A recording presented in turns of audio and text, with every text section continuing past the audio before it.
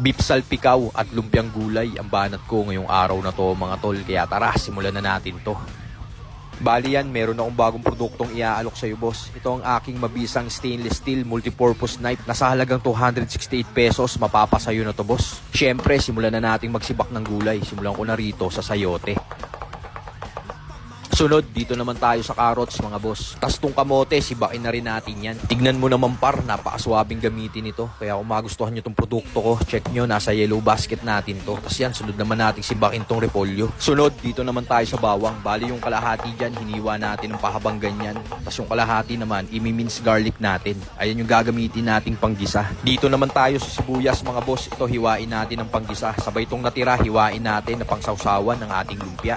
Tas to, set aside muna natin yan. Tas tong natitira, salin natin sa mangkok. Saka ako nagsibak ng siling berde at labuyo. Sabay salin natin dito sa mangkok. Saka natin timplahan ng brown sugar, suka, tubig, pamintang crack at kalamansi. Sabay haluin natin at okay na itong mabisang suang sausawan natin mga boss. Dito naman tayo sa kalahating kilong sukiyaki cut na beef. Sinibak-sibak ko lang yan sa trip kong sukat mga boss. Sabay saka tayo magtimpla ng paminta, brown sugar, cayenne perins, toyo, garlic powder at fresh garlic. Nilagyan ko na din ng mantika yan mga tol. Olive oil sana kaso wala.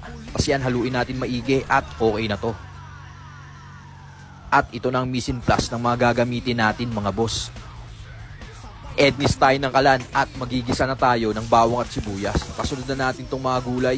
Sakutsahin natin maigi sa high flame yan mga tol. Saka natin timplahan ng asin, paminta, konting bechin, oyster seasoning, cayenne perins at brown sugar. Tapos yan haluin at itos natin mga boss. Saka natin lagay itong toge at repolyo. Tapos yan haluin na lang natin ng bahagya yan mga tol at okay na to. Di natin masyadong linuto, dapat half cook lang. Gawa naman tayo ng fried garlic para sa ating beef salpikaw mga tol. Lutuin lang natin sa katamtamang lakas ng apoy yan. At nung nag-crispy golden brown na siya, syempre ahon na natin to. Balik natin tong pan, sabay lagay natin tong mantika ng bawang, sabay lagay na natin tong marinated beef. Lutuin natin maigi yan mga tol, saka natin timplahan ng oyster. Tapos tong fried garlic, hulog natin dyan. Tapos lagyan na din natin ng kalahating beef cubes, haluin natin maigi para kumapit yung lasa sa kanya. Sabay lagyan natin ng margarine, mas maganda kung butter mga tol, kaso wala ako nun. Tapos yan, lutuin na lang natin maigi ng ganyan mga boss at ayos na to.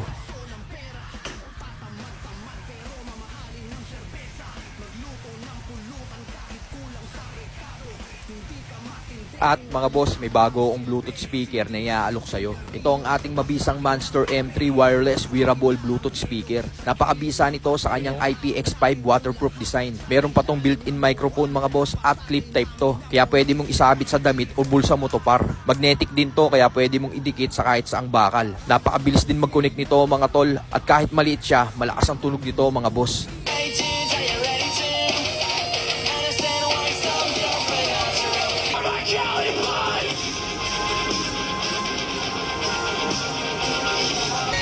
Magugulong panaginip, ito pa ay nagpapadya sa pagkagunaw ng mundo ko.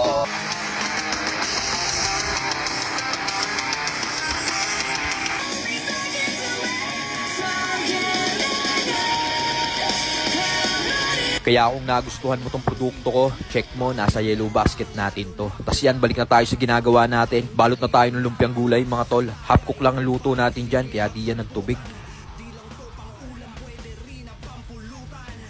Tapos yan, balot na natin ng dire-diretso mga boss at nagawa tayo ng 26 pieces lumpiang gulay. Ednis tayo ng kalan, salang tayo ng mantika at nung uminit, salang na natin to. Tapos yan, ahon na natin mga tol, sunod naman natin tong pangalawang salang.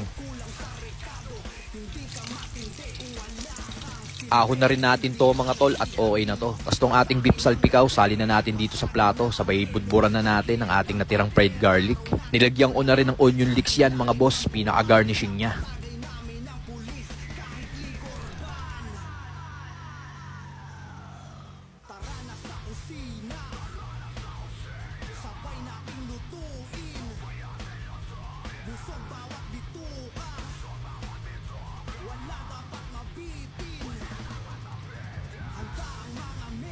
Yun mga tol, ngayong hapon, ito yung nagawa natin mabisang merienda. Gumawa tayo ng lumpiang gulay. Gusto yung kanyang mabisang suwang sausawan. Tapos itong ating beef salpikaw. Siyempre, tikman na natin to mga boss. Ito.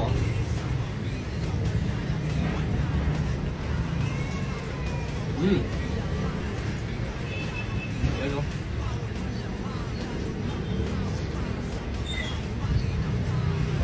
combo mga boss. Lagyan natin yan. Lagyan natin ng beef salpigaw. Lagyan natin ng suka. Para talagang combo mga boss.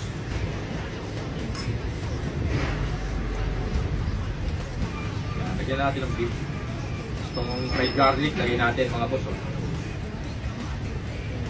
Natin gano'n. Pak.